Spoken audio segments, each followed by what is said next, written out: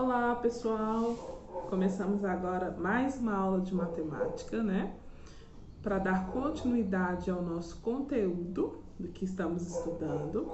E hoje nós vamos trabalhar o nosso livro didático da página 72 até a página 77, com alguns assuntos novos e também algumas atividades a respeito desses assuntos, tá bom, pessoal? Pegue aí seu material didático, seu caderno da disciplina, né, para anotar as coisas mais importantes que nós temos nessa aula.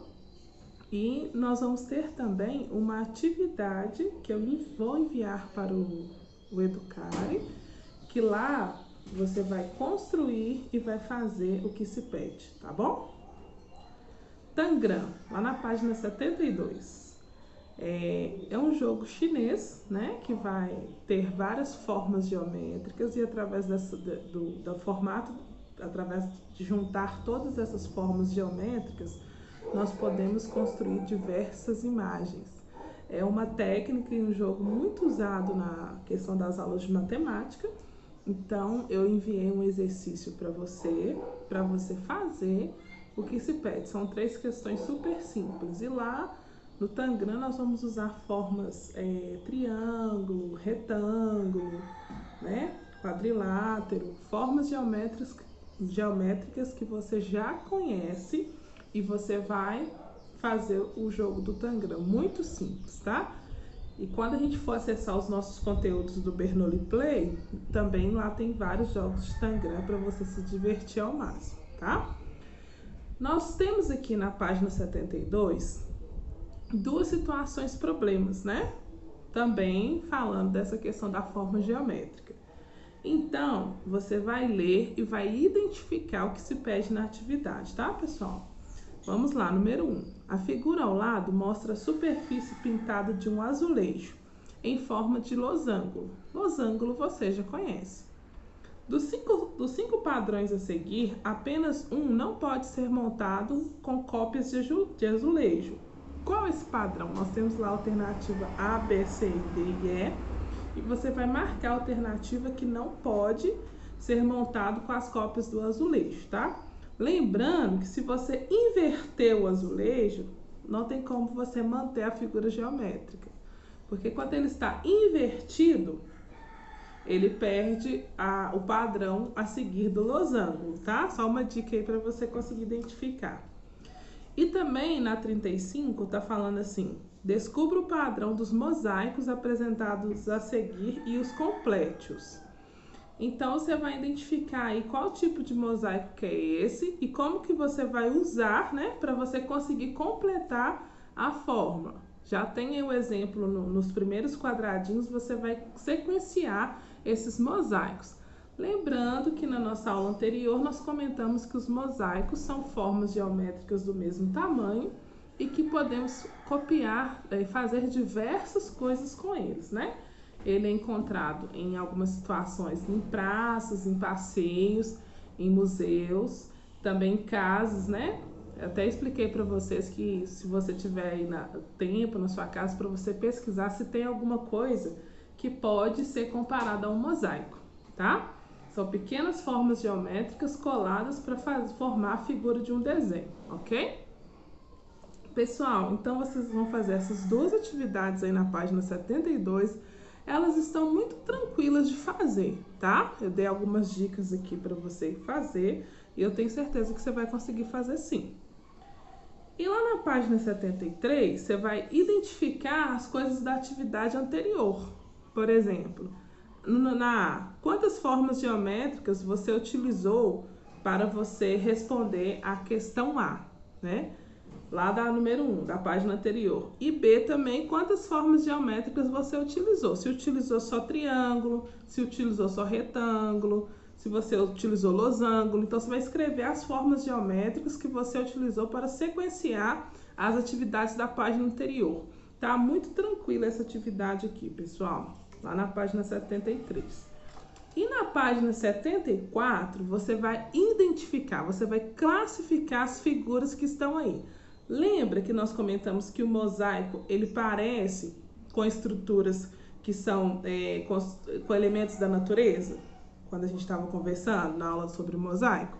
Pois é, que limita um pouco dos elementos que são da natureza para reproduzir os que são criados pelo ser humano. Aí na 37, na página 74, você vai classificar escrevendo N para as coisas que são elementos da natureza e H para os que são elementos criados pelo ser humano, tá?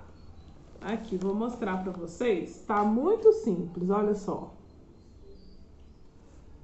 Você vai ler essa parte aqui e vai identificar, tá? O que foi criado pelo ser humano e o que foi criado pela natureza. Aí você vai classificar em N e H, ok? Pessoal, aqui na página 75 nós vamos trabalhar as coordenadas no plano ou plano cartesiano, como também pode ser chamado. Através desse plano, nós conseguimos identificar objetos em suas localidades, né?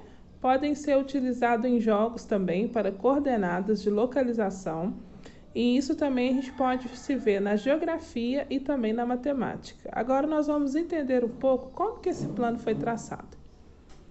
Você estudou anteriormente como lidar com a localização de objetos. No exemplo a seguir, você vai verificar isso aqui, olha. A bicicleta está em B1, o livro em A4 e o sorvete em C3.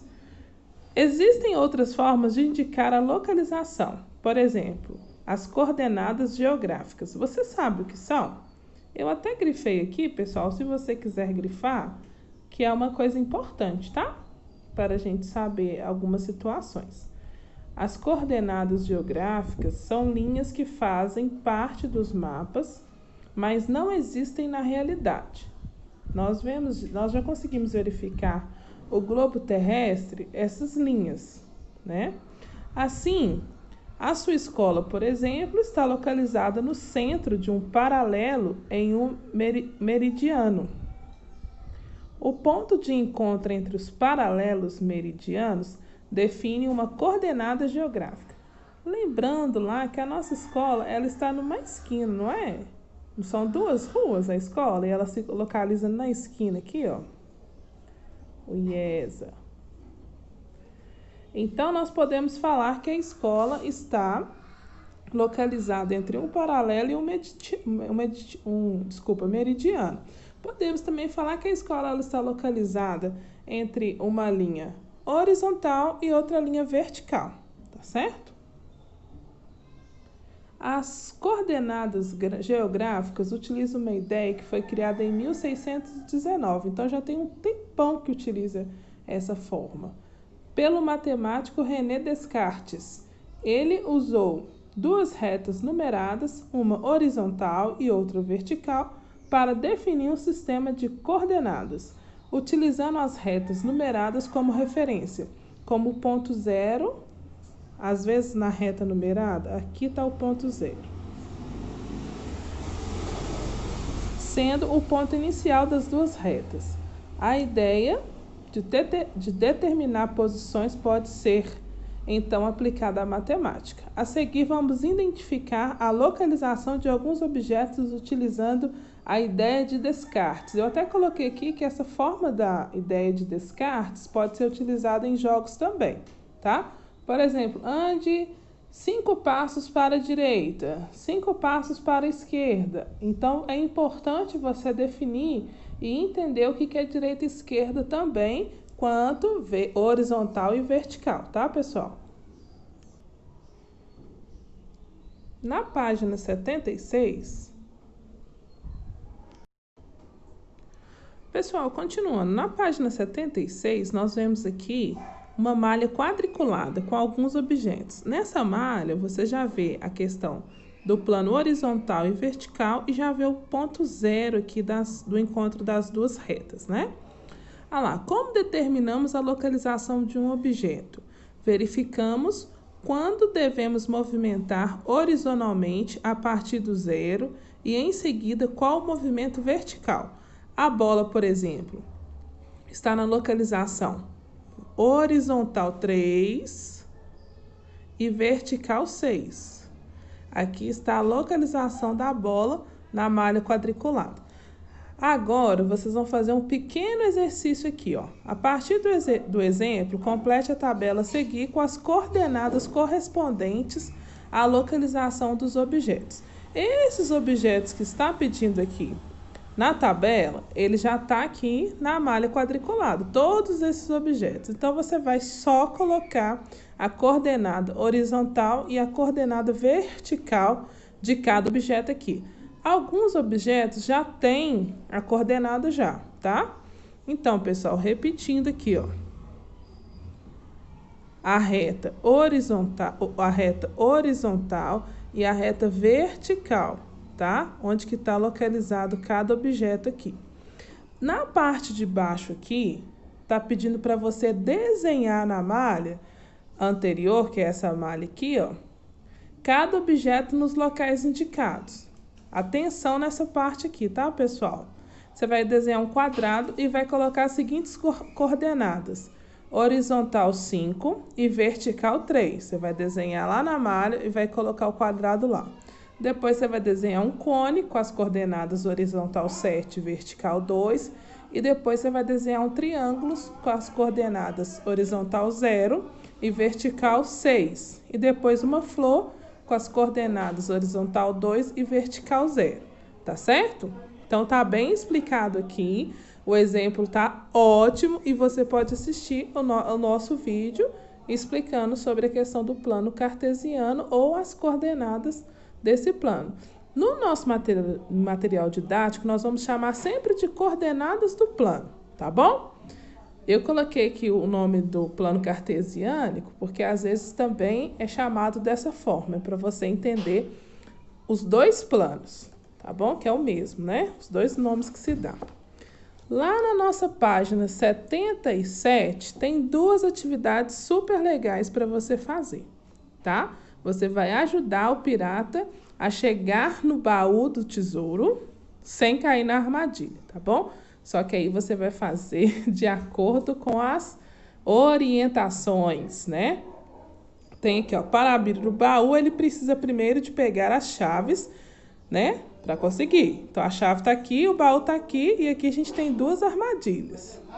Trace no croquis de vermelho o caminho que o pirata deve fazer. Então, na malha quadriculada aqui, ó, você vai desenhar. Atenção! O lado de cada quadradinho da malha é equivalente a 100 metros, tá? Então, quando ele pede aqui, ó, 600 metros e 200 metros, é a orientação que está dando para o pirata, tá certo? Tenha atenção, para cima e para a direita. Então, aquela situação que eu falei para você sobre direita e esquerda, é importante saber. Olha lá, agora que o pirata já está com as chaves nas mãos, escreva 2 possíveis caminhos que ele pode fazer até chegar no baú sem cair na armadilha. Você vai colocar aqui, ó, nesse espaço, esses 2 possíveis caminhos que ele pode fazer sem cair nas armadilhas, tá, pessoal? Chegar aqui, ó, no mapa do tesouro, tá? Essas serão as nossas atividades, né, dessa página. Então, eu conto com você, com a sua atenção, e que você possa conseguir descobrir esse plano aí, tá, galerinha? E daqui a pouco a gente vai para a nossa próxima aula.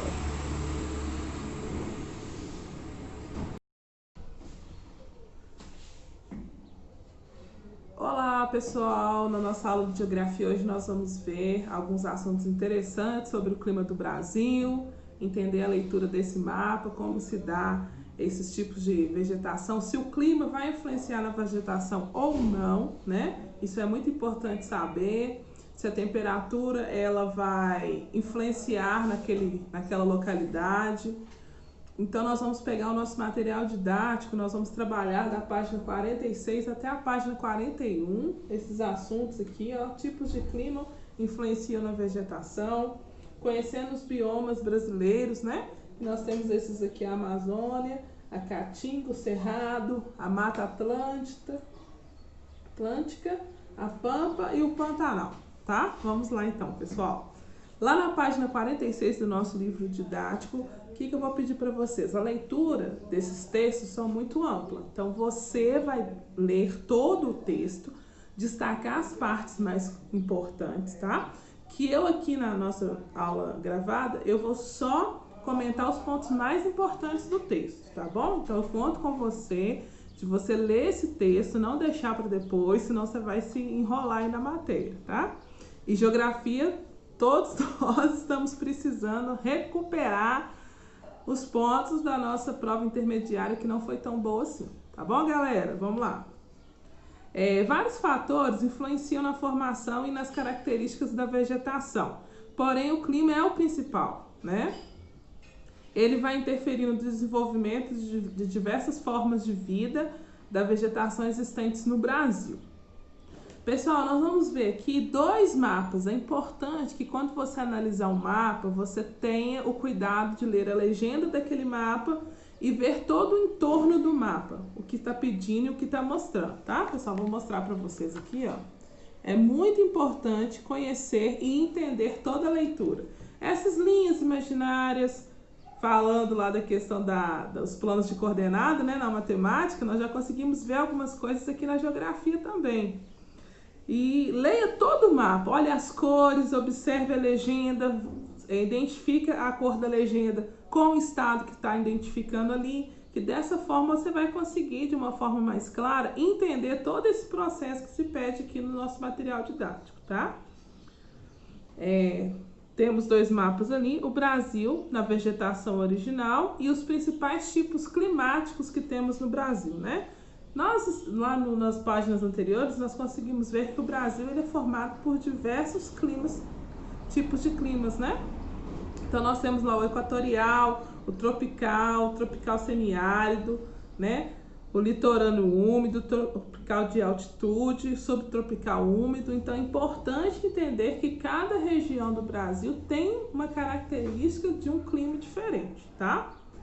O Brasil apresenta os seguintes tipos de vegetação: floresta amazônica, que é no clima equatorial, a Mata Atlântica, que é presente nos climas tropical e tropical de altitude, a Caatinga, presente em locais com clima semiárido, o Cerrado, típico de áreas tropicais, Mata dos Pinhais ou Aroáceas de Pampas, que é típico do clima subtropical, as matas cocais e o Pantanal, associados ao clima tropical, e as vegetações litorâneas, no clima litorâneo úmido. A leitura de mapas nos permite entender que os climas mais quentes e úmidos são favoráveis à formação de uma vegetação mais densa, com muitas superfícies, tá? Então isso é importante a gente gravar aí. Tem partes dessa página 46 que eu não li, que é importante você ler todo o texto. Lá na página 47 agora, a temperatura e a radiação solar, a umidade, as chuvas e os ventos interferem na distribuição e no desenvolvimento da vegetação. As espécies normalmente criam estratégias para produzir a perda de água e diminuir a ação intensa da luz solar nas temperaturas mais altas. Existem alguns lugares no Brasil que a temperatura é super alta, que você sente quando você sai de Minas Gerais, você fala assim, gente, que calor, que lugar quente é esse? E que se a gente conseguir observar que antigamente o clima ele era meio definido, assim, ó. Chegava no meio do ano, você sabia que era o inverno e tudo. Hoje já está começando a mudar algumas características também, né, pessoal? E aqui também nós conseguimos ver uma foto, né, da vegetação típica da Mata Atlântica, com árvores de grande porte e na parte baixa da floresta pequenas plantas, como samambaias, né? Então, assim, né, toda a Mata Atlântica você vê árvores extremamente altas, mas também você vê uma samambaia, né? Uma vegetação mais rasteira, plantas pequenas. Isso é bem específico, essa variação de vegetação, tá? Aqui você vai ler da mesma forma todo o texto para você conseguir assimilar todo esse conteúdo que nós estamos comentando aqui, tá? Ainda na página 47, nós vamos conhecer os biomas brasileiros. Que é isso?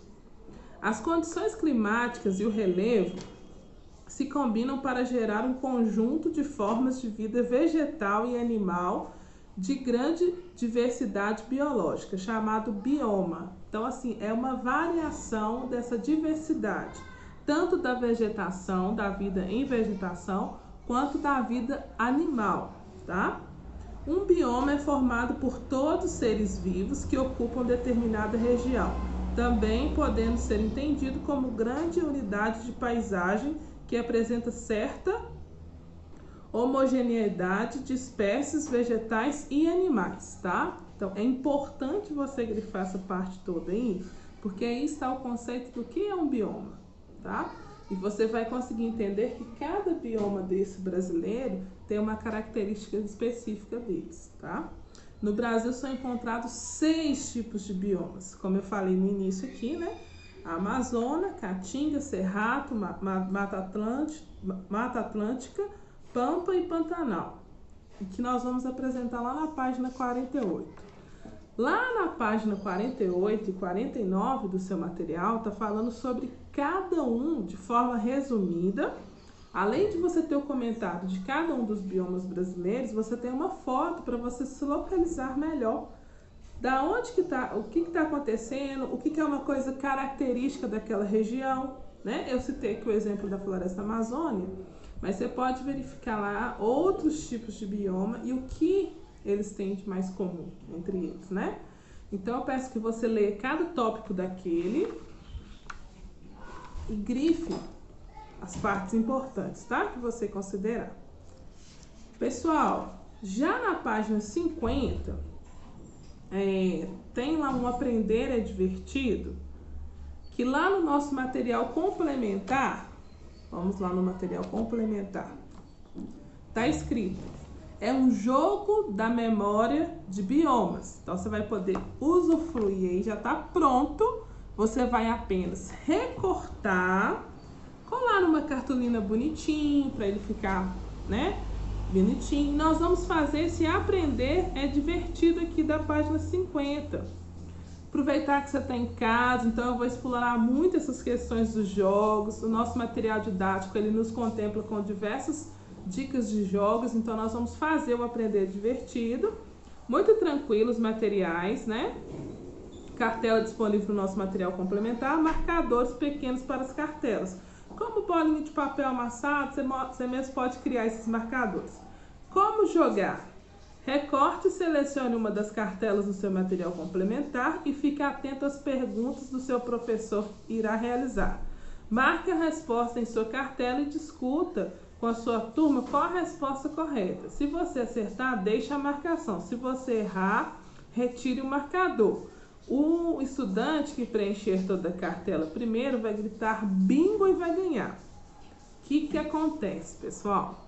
Não estamos em sala de aula, infelizmente, né? Então você vai criar o seu jogo e jogar com alguém da sua casa. Como assim, professor? Você vai elaborar 10 perguntas, tá, pessoal? Sobre o conteúdo que nós estamos discutindo. Olha, eu vou te falar, viu? Você pode usar aí as coisas que nós já vimos aí da página 46, da página 47. Pode usar as características específicas lá da 48 e 49, tá? Para você conseguir fazer esse jogo da memória. Por exemplo, lá você pode colocar assim: quais são as principais características da floresta amazônica? Que lá já tem a marcação lá no seu jogo da memória de biomas, tem lá. Aí você vai responder aquela pergunta com a pessoa que você está jogando, obviamente, e você vai marcar lá na sua cartela, tá? Você pode usar, criar também uma regra para isso, né? Se você quiser, ou seguir veemente essa regra que está aqui, tá? Que é a mais simples, é a mais tranquila de fazer. Então, eu quero te desafiar você a jogar isso aí com alguém e me mandar as perguntas já respondidas, obviamente, né? Para me ver se você leu o conteúdo e conseguiu verificar tudo que nós precisamos aprender dessas formas aqui, sobre os biomas, sobre o tipo de clima, tá bom? Então, você vai fazer e vai me enviar por e-mail para me verificar se ficou correto, tá? Qualquer dúvida, eu estou à disposição, tá? Se você não conseguir elaborar 10, pode elaborar um pouco menos, 8 ou 7, não tem problema, vou considerar também, mas o importante é você jogar e entender o conteúdo, tá certo, pessoal? Qualquer dúvida, nós estamos à disposição e espero você na próxima aula. Até lá! Olá, pessoal! Continuando aqui a nossa aula de História, nós vamos trabalhar hoje no nosso livro didático, da página 41 até a página 44, e nós vamos fazer a atividade da página 45 e da página 46, tá certo, pessoal? Antes da gente prosseguir no nosso estudo aqui. Nesse momento, pessoal, nós já conseguimos entender a forma que o Brasil ele se tornou independente, né? O que levou a eles a conseguir ter esse papel, como que Dom Pedro I fez isso, né? Nós até fizemos uma atividade sobre a cena que foi pintada da independência do Brasil. Se você está com alguma dúvida, você pode retomar no conteúdo gravado, né? Foi o conteúdo de sábado sobre essa estrutura, tá certo? Porque agora a gente vai entender como que ela está se tornando uma nação e como que tem os direitos, né? A questão da Constituição, primeira Constituição do Brasil, que foi feita lá em 1864, né? Como que a primeira Constituição foi montada, como que ela busca ser uma nação, nós vamos conseguir entender isso tudo agora. Então, nós vamos começar lá na página 41, tem um texto lá, vou ler poucas partes do texto, então eu te convido a sempre ler o texto inteiro, se atentar para as palavras destacadas, tá? Que ao lado, assim, já tem o seu significado, sempre leia a palavra destacada, sempre leia o que significa aquela palavra para você não ficar perdido, tá certo? Então tenha atenção com a sua leitura e não deixe de ler o texto completo, tá certo? Porque aqui a gente vai comentar os pontos mais importantes do texto. Após a independência, em 1822, Dom Pedro foi proclamado imperador de uma nova monarquia. O que é monarquia? É a forma de governo no qual quem governa é um rei. Então, no Brasil não acontece mais esse tipo de monarquia. No Brasil a gente se dá a eleição presidencial pelo voto popular, né? Que aí é um direito já constituído, que foi a democracia, mas nós vamos ver isso lá na frente, tá bom? Isso aqui é só para você não confundir, né? Para entender o que aconteceu no Brasil durante seus primeiros anos após a independência, é preciso reforçar o tamanho das terras brasileiras e é necessário que o rei tinha que se comunicar com várias regiões do Brasil. O Brasil é um país muito grande, né? Aí imagina naquela época, sem quase recurso nenhum de comunicação, o rei tendo que comunicar com todas as partes do Brasil.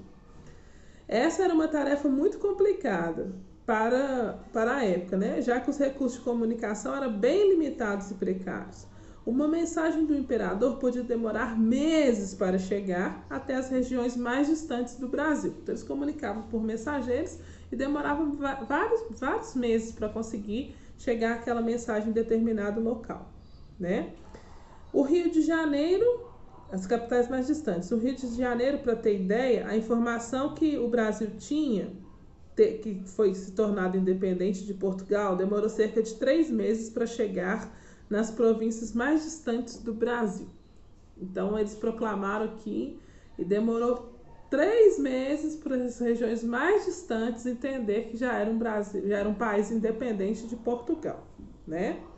E havia também meios de comunicação escritos, como os panfletos e os jornais.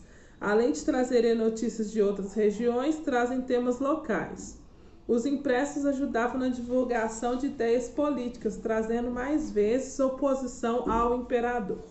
Tá certo? E lá na página 42 continua esse texto.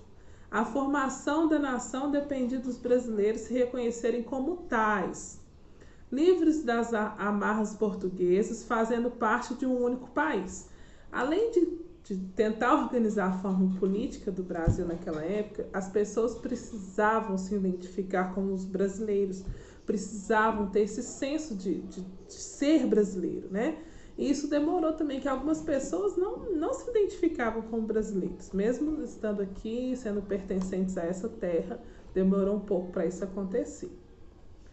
A extensão territorial foi um dos fatores responsáveis pela formação de um país extremamente dividido, marcado por regionalismos, que está lá no nosso quadrinho.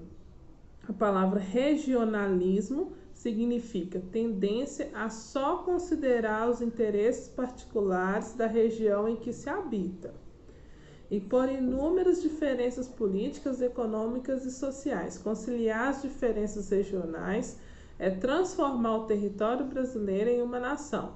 Foi um desafio enfrentado pela monarquia brasileira. Existem algumas pessoas que têm até hoje essa dificuldade, né? Que, por exemplo, eu moro no sul, sudeste, e eu não vou compactuar que lá no nordeste tem culturas valiosas, por exemplo, né? E naquela época isso se tornava mais difícil ainda das pessoas, né, deixar isso de lado e entender que mesmo com as diferenças políticas, sociais e econômicas, era todo mundo da mesma nação. Pessoal, antes de nós seguirmos para a primeira Constituição do Brasil e entender essa parte, nós vamos fazer essa atividade aqui da página 42 e 43. Na verdade, é só uma questão, né, muito tranquila. Assinale a charge a seguir e responda as questões. A. Descreva a ação partidária de Dom Pedro I. Tá uma bolinha aí? Como nós estamos fazendo conteúdo gravado, você vai anotar no caderno da disciplina. E a B. Explica o objetivo da nação executada por Dom Pedro I. Tá vendo a charge aí? Como você vai identificar o que essa charge está querendo fazer, querendo dizer para você. No contexto representado pela charge, podemos falar de uma nação brasileira? Justifique a resposta. Será que de fato Dom Pedro queria uma nação brasileira, né? Você vai justificar a sua resposta aí e pode voltar ao conteúdo, né? Sem problema algum, para identificar. Porque ele tinha um pouco de dificuldade de entender algumas coisas, né? Ele queria ter o domínio total de tudo e às vezes não queria abrir mão de algumas coisas para vir essa melhoria, né? Então você vai colocar lá. A primeira Constituição do Brasil. Após a independência, houve a necessidade de criar leis que pudessem organizar as relações políticas, econômicas e sociais do Brasil. Pois, como o povo se tornou livre, as determinações portuguesas que se aplicavam sobre o nosso território passaram a ser inválidas. Então, tudo que Portugal mandava, né, tudo que Portugal ordenava, depois que o Brasil se tornou independente, não valia mais, né? E a ausência de novas regras poderia gerar uma série de problemas, né? Imagina um tanto de gente, um país enorme como esse, sem regras, sem leis, ia virar uma bagunça, né? E deste modo, em 1823, uma assembleia havia sido eleita para estabelecer a primeira Constituição. Alguém já deve ter te falado sobre isso, ou você já deve ter escutado em algum lugar. Isso aqui está escrito lá na Constituição, né? Então, nesse capítulo, a gente está conseguindo entender o que significa isso, o porquê que essa Constituição foi criada. No entanto, as severas discussões entre grupos favoráveis e contrários ao imperador fizeram com que ele, autoritariamente, acabasse com a Assembleia e nomeasse um grupo de portugueses para criar a nossa Constituição em 1824. O que significa Constituição? Documento que contém as principais leis de um país e a sua forma de governo e os direitos e deveres dos cidadãos, tá? Então ela é muito importante. Aí tem até uma fotinha dele. Em 1826, o pintor Manuel de Araújo, Porto Alegre, relatou Dom Pedro I segurando um exemplar da Constituição Brasileira em 1824. Lá na página 44, pessoal, está falando as características da Constituição de 1824. Tem até a foto da primeira capa da Constituição do Brasil. A primeira Constituição determinou a existência de 4 poderes: o legislativo, o executivo, o judiciário e o modelador. Alguns desses poderes existem até hoje, né? Cada um desses poderes tinha funções definidas. O legislativo ficava responsável pela criação das leis, o executivo responsável pela execução e o judiciário deveria garantir o cumprimento das leis. Já o quarto poder, conhecido como poder moderador, pertencia ao imperador, que permitia o controle dos outros poderes. Por isso a Constituição de 1824 foi considerada centralizadora, né? Hoje a gente não tem mais esse poder moderador, a gente só tem o poder legislativo, executivo e judiciário, porque não dava mais para avançar como nação e ter um poder centralizado numa única pessoa, né? Então, nesse primeiro momento nós vamos estudar, entender que tinha os 4 poderes, mas depois no decorrer você vai conseguir visualizar que esse poder acabou. A Constituição de 1824 determinou que apenas homens maiores de 25 anos e que possuíam uma certa quantia em dinheiro, como nós já falamos nas aulas anteriores, nessa época as pessoas que tinham dinheiro, elas comandavam a lei, comandavam o que era para ser feito. Então as pessoas mais simples, as pobres, não tinham direito a nada. Te lembra alguma coisa? Então, assim, infelizmente, algumas coisas acontecem até hoje no nosso país, né? Poderiam votar, excluindo grande parte da população. Nesse cenário, mulheres e pessoas pobres que não tinham direitos políticos. Os escravizados, mesmo aqueles que tinham nascido no Brasil, não eram vistos como os brasileiros. E já que era para ser considerado brasileiro, era necessário ser livre. As relações de trabalho também não foram transformadas pela Constituição, uma vez que a escravidão permaneceu legítima. Então, nessa época ainda existia escravidão. E aqui, mesmo os escravos nascidos no Brasil, eles não eram considerados brasileiros. Muito triste, né, pessoal? A libertação de Portugal e a primeira Constituição do Brasil não altera a vida da parte da população. Então, mudou para pequenas pessoas, os ricos, os poderosos. Grande parte dos brasileiros, grande parte daquela população não afetou em nada, né? Não mudou a vida deles, eles continuaram no mesmo sofrimento.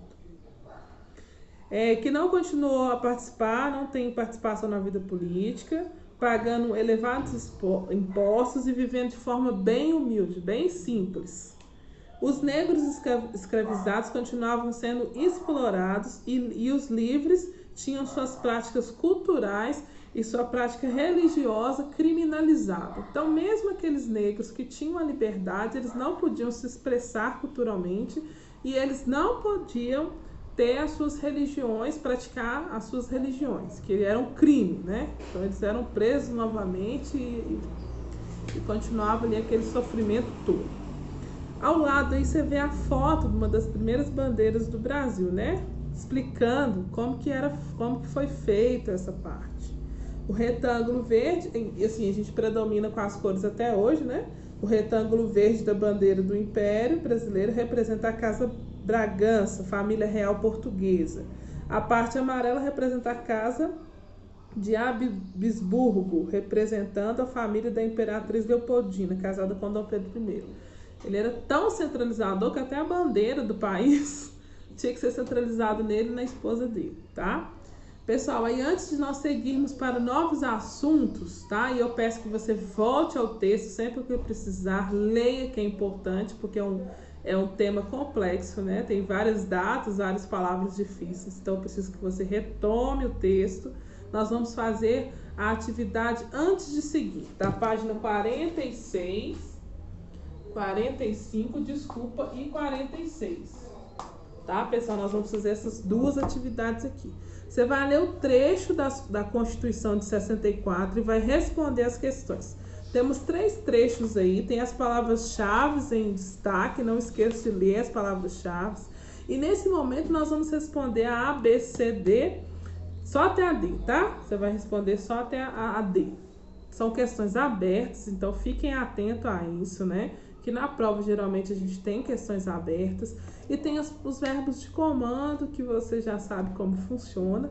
Então eu quero te pedir para fazer essas atividades, que nós vamos discutir as dúvidas na nossa live, tá? Não deixe acumular as atividades do seu livro didático, pessoal, porque senão você vai ficar com muita atividade para fazer.